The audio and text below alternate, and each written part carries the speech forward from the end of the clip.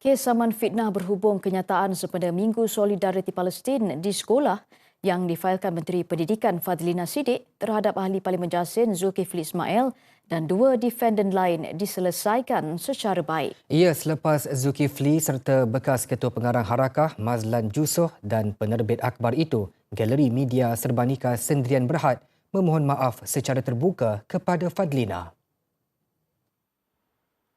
Zulkifli yang membacakan penghakiman persetujuan bersama di Mahkamah Session Kuala Lumpur berkata, pihak defendant mengakui kenyataan yang dikeluarkan pada 2023 mengundang pelbagai tafsiran dan salah faham dalam kalangan masyarakat terhadap plaintiff yang menjejaskan nama baik beliau. Oleh itu, mereka bersetuju menarik balik sepenuhnya secara mutlak dan tanpa sebarang syarat kenyataan berkenaan. Hakim Hilmiyah Yusof merekodkan penghakiman persetujuan dengan terma penyelesaian yang dinyatakan dalam draft persetujuan dan turut memerintahkan ketiga-tiga defendant membayar kos berjumlah RM15,000 kepada Fadlina. Fadlina memfailkan saman fitnah terhadap Zulkifli, Mazlan dan Galeri Media Serbanika Sendirian Berhad berhubung dakwaan larangan takbir dan bacaan kunut nazilah sempena Minggu Solidariti Palestin.